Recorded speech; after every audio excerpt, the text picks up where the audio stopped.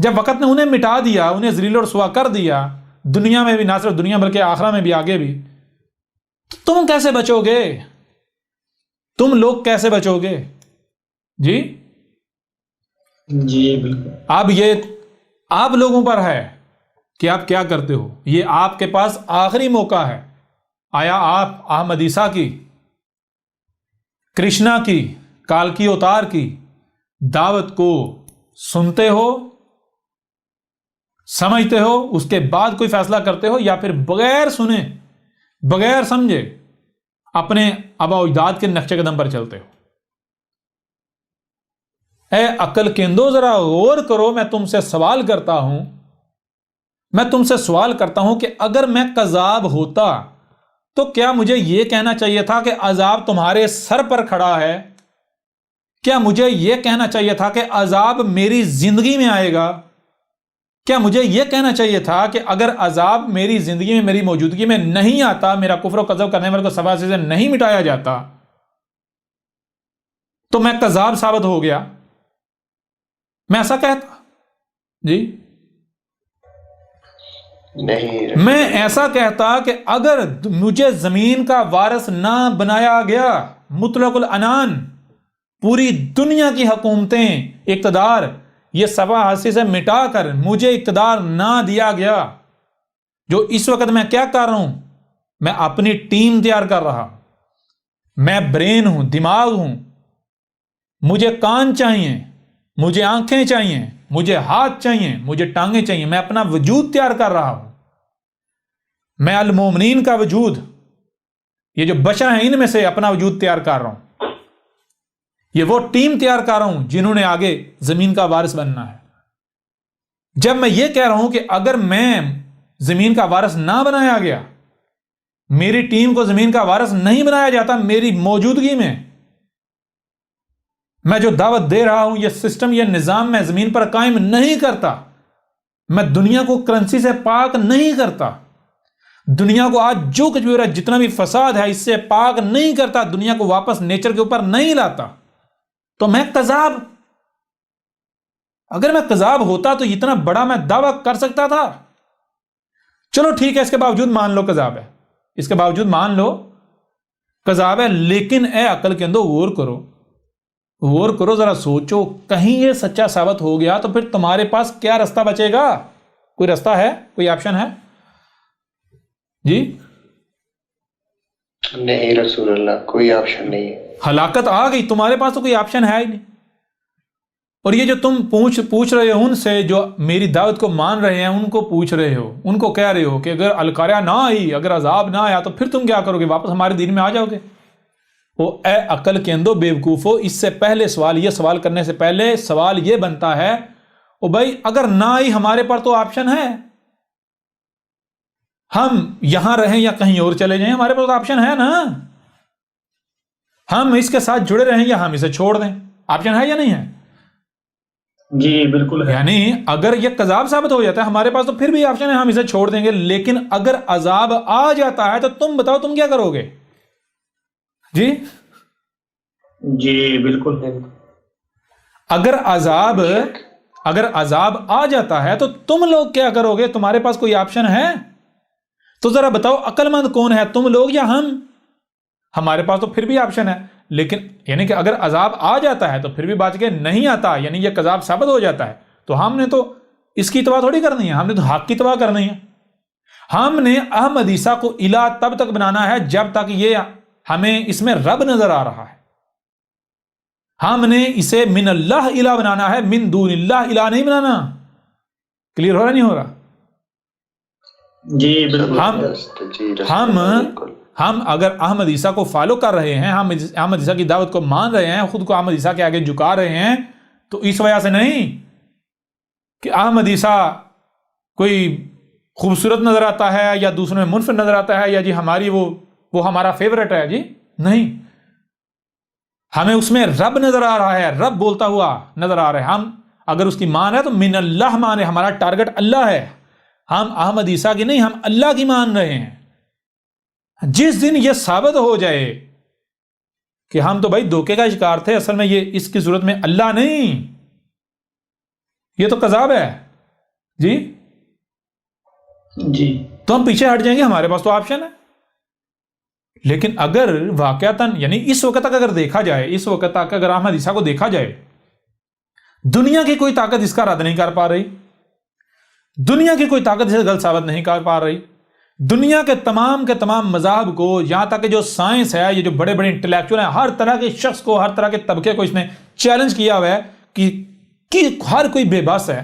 اب تک تو یہ سچا ثابت ہو رہا ہے، اب تک تو یہ رب کی زبان ثابت ہو رہا ہے، ہم کیوں نہ مانیں؟ جی جس دن اسے کوئی کذاب ثابت کر دے، ہم پیچھے ہٹ جائیں گے. لیکن جب اب تک کو اگر دیکھا جائے تو فیصلہ یہ ہے، نتیجہ یہ سامنے آتا ہے کہ یہ واقعتاً رسول ہے، رب کا بھیجا ہوا ہے. کیونکہ رسول کے مقابلہ کوئی نہیں کر سکتا، رسول کو غلط ثابت نہیں کر سکتا، تو ثابت ہو رہا ہے رسول. تو ہم کیوں پیچھے ہٹ جائیں؟ تم بتاؤ. اب اگر عذاب آ جاتا ہے تو تمہارے پاس کوئی رستہ ہے؟ تم بچو گے؟ جی بالکل نہیں، بالکل نہیں بچو گے. تو پھر عقل مند کون ہوا اور بیوقوف کون ہوا؟ بتائیں ذرا. یہ کہتے ہیں یہ جو احمد عیسیٰ کی دعوت کو مان رہے ہیں وہ بیوقوف ہیں، وہ پاگل ہیں.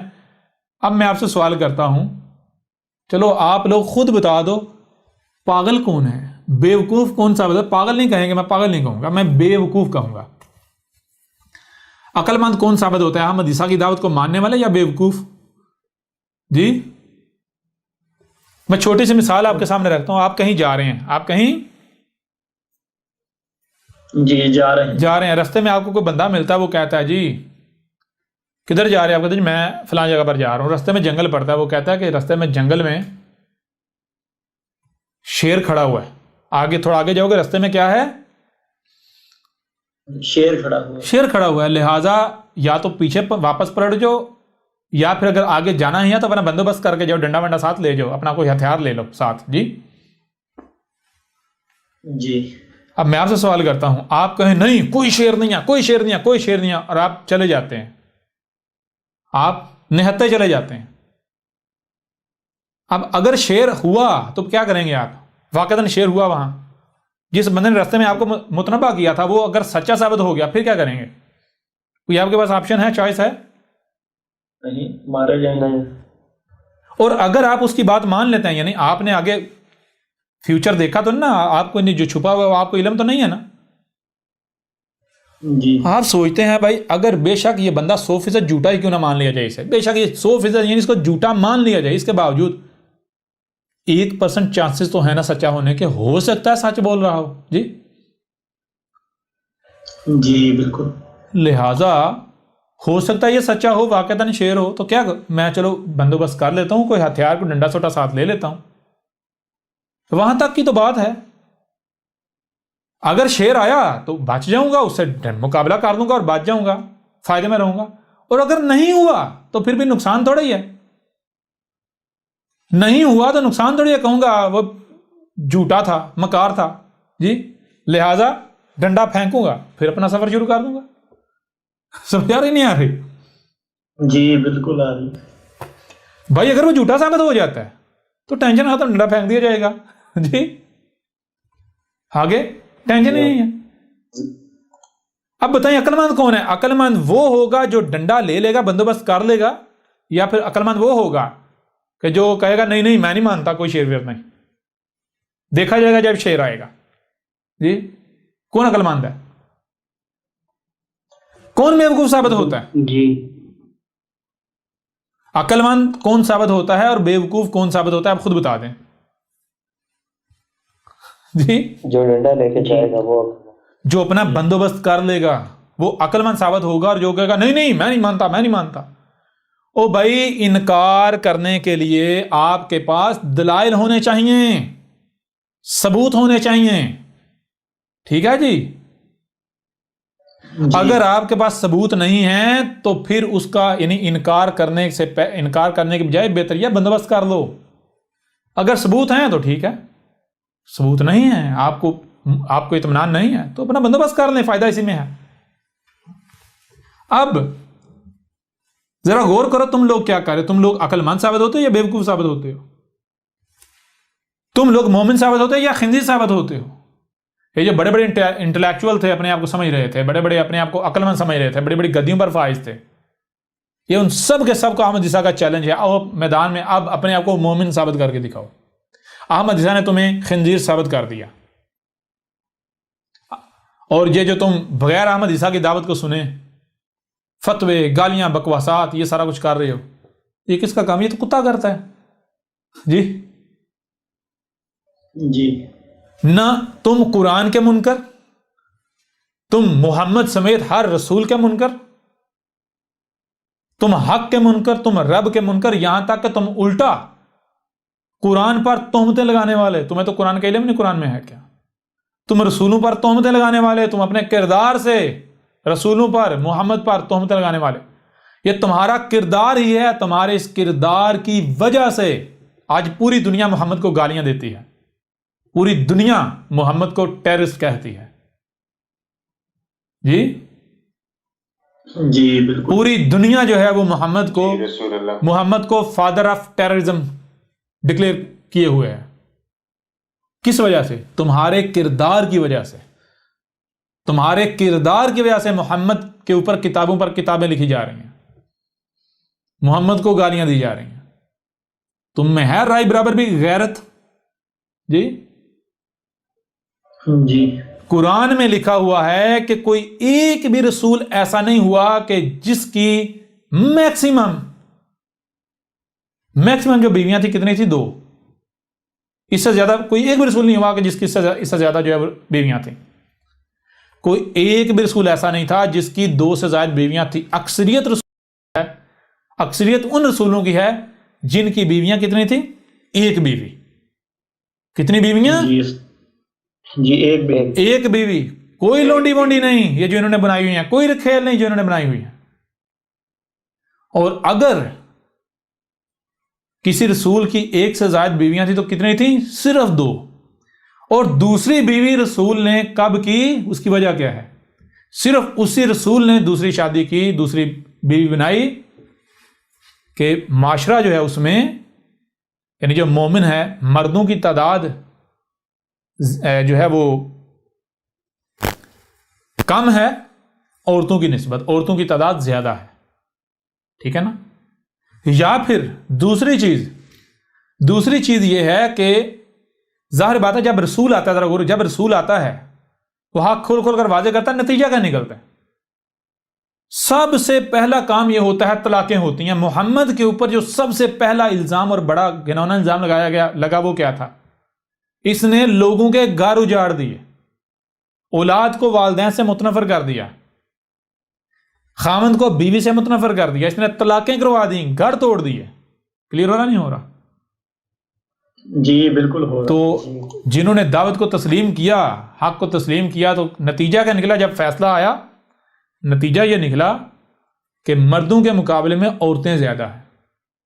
اور کون سی اکثریت ان کی ہے جو بیوہ ہیں، یا بیوہ کا چھوڑیں، اکثریت ان کی ہے جو طلاق یافتہ ہیں، جن کو اس وجہ سے طلاق دے دی گئی کہ انہوں نے اس کی اطاعت و اتباع کی، اس کی دعوت کو تسلیم کیا۔ کلیئر ہو رہا نہیں ہو رہا؟ جی صرف اس وجہ سے طلاق دے دی گئی۔ اب ظاہری بات ہے، ایک رواج ہے، لوگ جو ہیں وہ جو طلاق یافتہ ہے اس سے شادی نہیں کرتے کیونکہ ضلال مبین ہوتی ہیں نا۔ جی تو پھر رسول اپنے کردار سے ثابت کرتا ہے، ان کے حقوق کا بھی خیال رکھتے ہوئے پھر کیا کرتا ہے، یعنی کہ یہ رستہ جو ہے وہ اس کو اپناتا ہے، دوسروں کو بھی، یعنی وہی اسوۃ حسنہ ثابت ہونا ہے نا۔ جی بالکل کلیئر ہو رہا نہیں ہو رہا؟ مقصد جو ان ملاٹوں نے بنایا، مقصد وہ نہیں ہوتا، حقیقت کچھ اور۔ اب یہ کیا کہتے ہیں؟ قرآن میں ہم دکھائیں گے یہ آیت ہے، کوئی ایک بھی رسول ایسا نہیں ہے کہ جو شادی شدہ نہیں تھا، اور دوسری بات کوئی ایک بھی رسول ایسا نہیں ہے کہ جس کی 2 سے زائد بیویاں تھیں، کوئی ایک بھی ایسا نہیں ہے، ٹھیک ہے جی؟ جی کلیئر ہو رہا ابھی بھی نہیں ہو رہا؟ جی بالکل ہو رہا۔ اور یہ اپنے کردار سے کیا ثابت کر رہے ہیں؟ محمد کی بیک وقت 11 بیویاں تھیں، ٹوٹل 13 تھی، پھر اس پر بھی اکتفا نہیں ہوا، پتہ نہیں کتنی لونڈیاں رکھی ہوئی تھیں۔ اپنے ایک حواری جو ہے اس کی بیوی پر نظر پڑی، پسند آ گئی، اسے کہا یہ تیری ماں ہے، تجھے نہیں پتا نبی کی بیویاں جو ہے مومنوں کی مائیں ہوتی ہیں، یہ تو میری بیوی ہے، تو نکاح کر بیٹھا ہوا ہے، طلاق دے اپنی ماں کو تاکہ میں اس کے ساتھ نکاح کروں۔ جی اچھا، جی وہ جناب اسکندریہ یعنی مصر، چونکہ جو کرسچنز ہیں ان کی حکومت تھی، اسکندریہ کا جو بادشاہ ہے وہ دیکھتا ہے جناب عربوں کے اندر محمد کو طاقت اقتدار مل گیا، اور محمد آپ آس پاس کے جو جتنے بھی چھوٹے موٹے اقتدار ہیں ان کے اوپر چڑھائیاں کر رہا ہے، غزوے لڑائیاں کر رہا ہے۔ اس کو خطرہ محسوس ہو گیا کہ بھائی جس تیزی سے یہ سرحدیں وسیع ہوتی جا رہی ہیں اس نئی ریاست کی جو وجود میں آئی ہے، جس کا سربراہ محمد ہے، اگر ہم اس کے ساتھ مقابلے پر اترتے ہیں، یعنی اگر ہمارے اوپر یہ حملہ آور ہوتا ہے تو ہم مقابلے پر اترتے ہیں، ہم مقابلہ نہیں کر پاتے، لہٰذا نتیجہ کیا نکلے گا؟ دو ہی صورتیں، یا تو ہم خود کو اس کے آگے سرنڈر کر دیں یا پھر لڑیں۔ سرنڈر کریں گے تب بھی ذلت ہے، اور اگر لڑیں گے تب بھی ذلت ہے، مارے جائیں گے اور وہ قیدی بنا لیں گے اور پھر اور ذلت رسوائی ہوگی۔ اچھا کیا کیا جائے؟ اس سے پہلے کہ وہ میری سرحد تک، وہ جو سرحد نئی ریاست وجود میں ہے اس کی سرحد وسیع ہوتے ہوتے غزوے ہوتے ہوتے جنگیں ہوتی میری سرحد تک وہ آپ پہنچیں، میں کیا کروں؟ دوستی بنا لوں۔ کیا کروں؟ یہ دوستی بنا لیں۔ دوستی بنا لوں۔ دوستی بنا۔ اچھا، اسکندریہ کا جو بادشاہ ہے عیسائی تھا، اس نے کیا کیا؟ اس نے جناب محمد کو دوست بنانے کے لیے گفٹ بھیجا۔ کیا بھیجا؟ جی گفٹ بھیجا۔ گفٹ بھیجا۔ تو اچھا، تحفے میں کیا بھیجا؟ تحفے میں مال و دولت، مال و جواہرات بھیجے، ہیرے جواہرات، سونا، ٹھیک ہے جی، گولڈ، اس وقت کی جو ویلتھ وہ، اور ساتھ میں مصر کی سب سے خوبصورت ترین ایک کنواری لڑکی، نوجوان، جو ابھی ابھی بالغ ہوئی ہے، ٹھیک ہے جی، جی جس کا نام کیا تھا؟ ماریا۔ کون تھی وہ؟ کرسچن، عیسائی۔ اچھا، یہ ان کی روایات کے اندر ہے۔ اس نے جناب یہ تحفہ بھیجا ہے، تو محمد کیا کرتا ہے؟ محمد ذرا غور کریں، محمد کیا کرتا ہے؟ یہ مسلمان کہتے ہیں محمد کرتا ہے جو مال و دولت، محمد کہتا ہے بھائی میں رسول ہوں، مجھے مال و دولت کا لالچ نہیں ہے، میں مال و دولت کا بھوکا نہیں ہوں، جی جی محمد اس کی مال و دولت واپس لوٹا دیتا ہے اور کہتا ہے کہ یہ میں اس لیے نہیں لوٹا رہا کہ میں نے دوستی کو ریجیکٹ کر دیا، نہیں، میں نے تمہاری دوستی کو قبول کر لیا، اور اس کے لیے میں یہ مال کی مجھے حاجت نہیں ہے، یہ واپس اس کو دے دو، ہاں یہ جو لڑکی ہے یہ میں رکھ لیتا ہوں۔ اب ظاہر بات اس نے تحفہ بھیجا ہے تو تھوڑا بہت قبول کرنا ہی پڑے گا نا، ورنہ اس کا دل پہ کیا گزرے گی؟ جی جی تو کیا کیا؟ ماریا پسند آ گئی محمد کو۔ کون پسند آ گئی؟ جی ماریا پسند۔ ماریا پسند آ گئی۔ اور جس کا یہ کردار ہو وہ رسول ہو سکتا ہے؟ نہیں۔ یہ کیا اپنے کردار سے ثابت کر رہے ہیں؟ کیا کردار سے ثابت کر رہے ہیں؟ جی جی حالانکہ ایسی کوئی حقیقت ہے ہی نہیں، ایسا کچھ ہوا ہی نہیں۔ حقیقت کیا ہے ہم اس کے اوپر بعد میں بات کریں گے جب وقت آئے گا۔ لیکن یہ کون کہتے ہیں؟ یہ واقعہ کن کی کتابوں میں موجود ہے؟ یہ جو ملاٹیں ہیں انہی یہ مسلمانوں کی کتابوں میں یہ سارا محمد سے ہر چیز موجود ہے۔ کلیئر ہو رہا بھی نہیں ہو رہا؟ تو اب میں آپ سے پوچھتا ہوں کیا محمد کو اس وقت اگر واقعتاً ایسا محمد نے کیا تو کیا محمد کو یہ احساس نہیں ہوا اب ایک نوجوان لڑکی ہے، ابھی ابھی بالغ ہوئی ہے، والدین کی ڈیپینڈنٹ ہے، اس کو وہاں سے اٹھا کے زبردستی اس کی مرضی کے بغیر یہاں لے آیا گیا، جی جی وہ اقتدار کی ماری ہوئی ہے، وہ وکٹم ہے، محمد کو اس کی خوبصورتی نظر آئی، یہ نظر آیا کہ میں، یعنی کہ جو سیدھی بات کی جائے جو تم کہتے ہو، جیسے تم جنسی درندے ہو مسلمان ملاٹے، جنسی درندے، جی جی یہ جو تمہارے مدرسے ہیں وہ لڑکیوں کے ہوں یا لڑکیوں کے ہوں، وہ کیا ہیں؟ یہ غلاظت کے اڈے ہیں، جی جی بالکل اڈے ہیں غلاظت۔ جی رسول اللہ انہوں نے محمد کو بھی اپنے جیسا ڈکلیئر کیا ہوا ہے کہ محمد نے اپنی راتیں رنگین کرنے کے لیے اسے رکھ لیا، یہ ہو تم مسلمان، یہ ہے تمہارا کردار، تم اپنے کردار سے محمد کو کیا ثابت کر رہے ہو، کیا پینٹ کر رہے ہو، اور کہتے ہو کہ کافر جو ہیں وہ ہمارے نبی کے بارے میں کارٹون بناتے ہیں، یہ کرتے ہیں وہ کرتے ہیں۔ گدھے کے بچوں، بیوقوفو، جاہلو، گندے تو تم خود ہو، غلاظت کے ڈھیر تو تم خود ہو۔ بہرحال یہ ساری باتیں کرنے کی ضرورت کیوں پیش آئی؟ یہ ساری باتیں کرنے کی ضرورت اس لیے پیش آئی کہ جس موضوع کی طرف ہم جا رہے ہیں اس پر بات کرنے سے قبل ان باتوں کا کیا جانا ضروری تھا۔ کیونکہ جب ہم آگے بڑھیں گے تو یہ جو باتیں ہم نے کی انہوں نے آگے چل کر گواہی ثابت ہونا ہے۔ ٹھیک ہے جی، انہوں نے آگے چل کر گواہی ثابت ہونا ہے۔ یہ ایسا ہی ہے جیسے آپ ایک عمارت بناتے ہیں، عمارت بنانے کے لیے پہلے کیا کیا جاتا ہے؟ پہلے میٹیریل لایا جاتا ہے، سریا لا رہے ہیں، بجری لا رہے ہیں، سیمنٹ لا رہی ہیں، ریت لا رہے ہیں۔ جب مواد لایا جا رہا ہے اس وقت سمجھ نہیں آتی اس سے بننا کیا ہے، اس کا مقصد کیا ہے۔ جب وہ سارا میٹیریل لا کے اس کو اپنے اپنے مقام پر رکھا جاتا ہے تو پھر عمارت پھر پتہ چلتا ہے ہاں بھائی اس کا یہ مقصد تھا، اس شے کا لانے کا یہ مقصد تھا، یہ شے بنانے کا یہ مقصد تھا۔ ایسا ہی ہے نا؟ جی ایسا تو جب آگے بڑھیں گے، اب آگے بڑھیں گے تو بالکل خود بخود کھل کر واضح ہو جائے گا کہ یہ جو ابھی ہم نے نشست کی ہے اس کا مقصد کیا تھا۔ بہرحال آخری بات کرتے ہوئے یہ جو ہمارا سلسلہ ہے اس کی پہلی قسط کا اختتام کرتے ہیں اور اس کے بعد بڑھتے ہیں اگلی قسط کی طرف، اگلی ایپیسوڈ کی طرف۔ اور اس کا اختتام ہم کرتے ہیں یوں کہ دیکھیں اب یہ آپ کے پاس اختیار ہے کہ آپ ملائکہ میں سے شمار ہوتے ہیں، شامل ہوتے ہیں، یا پھر آپ ابلیس اپنے آپ کو ڈکلیئر کرتے ہیں۔ یہ آپ کے اوپر ہے، یہ آپ کے پاس اختیار ہے کہ آیا آپ اپنے آپ کو مومن ثابت کرتے ہیں، مومن ڈکلیئر کرتے ہیں، یا پھر ابلیس ثابت کرتے ہیں۔ یہ آپ کے اوپر ہے کہ آپ اپنے آپ کو مومن ثابت کرتے ہیں یا اپنے آپ کو خنزیر ثابت کرتے ہیں۔ احمد عیسیٰ نے اس وقت تک آپ کی حقیقت کھول کھول کر ہر لحاظ سے، ہر پہلو سے چاک کر کے آپ کے سامنے لا رکھے۔ اب یہ آخری بار میں آپ کو کہہ رہا ہوں کہ یہ آپ کے اوپر ہے کہ آپ کس رستے کا انتخاب کرتے ہیں۔